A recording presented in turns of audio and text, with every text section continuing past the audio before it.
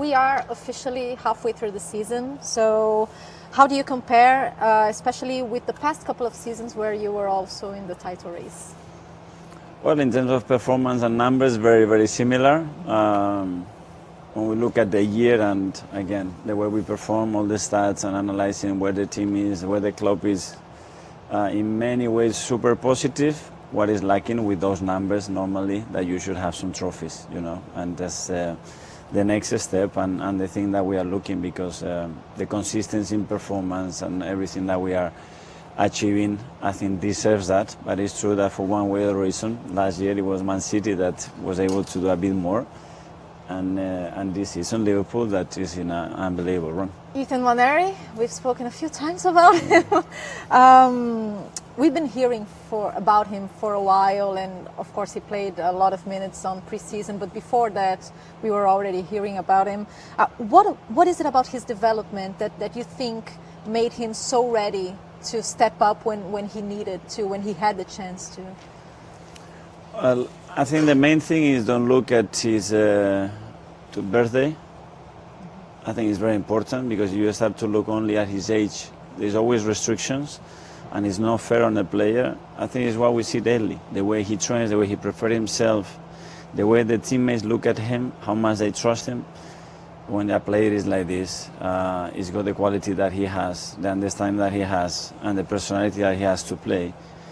He needs an opportunity, and he deserves it.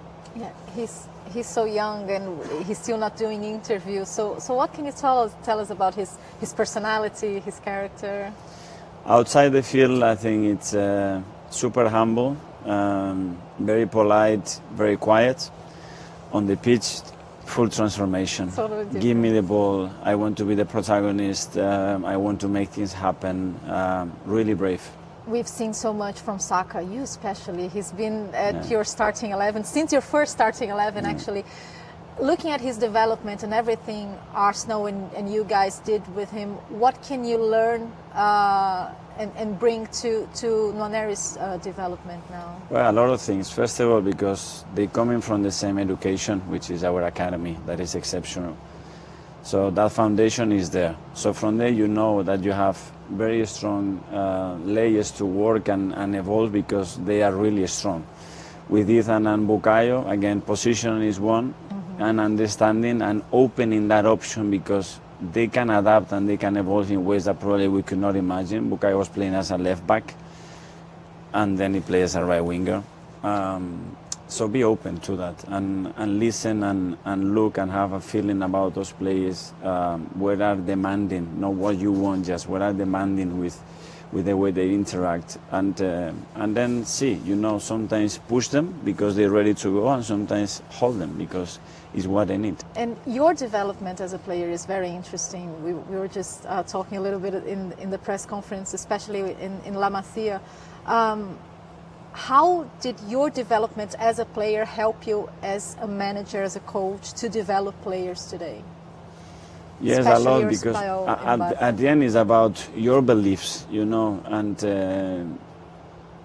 the things that they always have to be there for you to be successful and maintain that success for many, many years. And the first one is how passionate somebody is about the game. For me, this is the number one, someone that wants to be in contact with that ball, talking about the game, looking about the game, how to improve constantly. That's a requirement that it has to be there. Then he needs to be willing to improve. He needs to be able to be coached, and he needs to be able to be inspired. If somebody is close, I think it's very tricky to maximize somebody's potential. And then create the context. I think it's, for me, the key.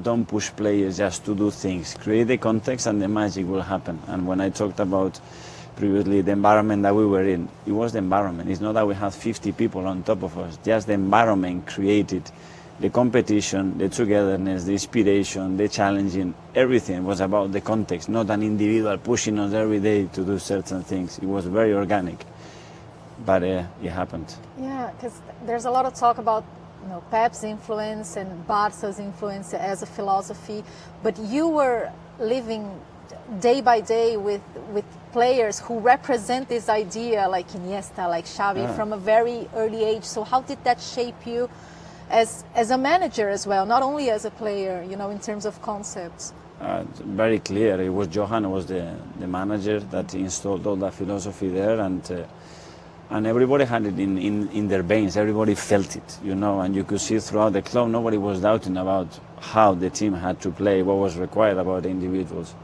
So that's something really important, and then the fact that playing in a certain way is enjoyable, and you are passionate about something. When you enjoy what you do, that's a passion, you know. When you don't like something or you don't believe on something, you cannot be so passionate about it, and that was special there. And you had different experiences as well in Scotland and here at Everton. So this mix, do you feel when you see Arsenal winning in different ways and finding different solutions, do you feel you were able to transmit this mix of experiences into a versatile team, a team that can win in different ways with a core idea? For sure, and I think it's part of evolving your team and having more resources to win and be competitive, and especially in the context and the demands that we have right now. And then it's down to the players. We have 19 different nationalities, so each player brings something very different, and you have to maximize that, and that has to be at the service to make the team better. And then the coaches and all the staff bringing ideas, bringing things, and constantly evolving, because doing the same thing they used to do 2 years ago now doesn't work. You're in a brilliant run, but at the same time, I feel like fans maybe that there's a bit of a resignation in terms of Liverpool's being so consistent and not giving any signs of dropping points. How do you fight that and make sure that there is this positivity around the title race? Winning and performing the way we are doing, regardless of what happens in the team, and looking after the things that we can control every single day, paying attention to that, because what Liverpool can do, we haven't. We were in that position 2 years ago. We did 50 points in the first leg, and then we didn't manage to win the league, you know. So it can happen to any team. It's so tough. We are only halfway, and already the amount of talking that we have spent for weeks and weeks and weeks about the title race and this is no sense, because there's still a lot of games to play, and in this league, you know, it's 1, 2, 3, and suddenly everything is changed. So we need to be ready for that. Being so close must be rewarding in one hand, because you're obviously doing things right, but draining and exhausting as well, because it's just fine margins. What did those 2 title races did to you as a manager? How did it affect you? How did it mature you? How did it change you? That you can always do better and you can always improve, and what you think, no, but we deserve it, because with those numbers normally you win and we should have 2 Premier Leagues. The reality is that we don't. So more motivation, more eagerness, more enthusiasm to say, okay, can we still look at our team and say, yeah, we can be better? My answer is yes, in every department. So let's go for it. And January, are you ready for all those questions about, are you buying a striker? Yeah. How about transfers? Well, it's natural that it happens. It's the opportunity to improve the squad, to bring players that you believe they can impact, and we are always open to that. But that's a part. The main part is, okay, we still, how can we get more out of the team, more out of the individuals that we have, and put the focus there. And finally, what did you learn from the Odegaard injury experience? Because now you have another big player injured and you have the transfer window open, so there is going to be talks about maybe we should buy a player to compensate that. What have you learned from that experience? That's trying to do the same with somebody else doesn't work. So it has to be different, and different can be exceptional as well, you know, and put players in the frame that, okay, we have lost a very important player, we have lost another important player, but the team can do it. And are you willing to step up, take more responsibility, and make it happen for the team? And the answer is, yeah, they've done it, so that's good.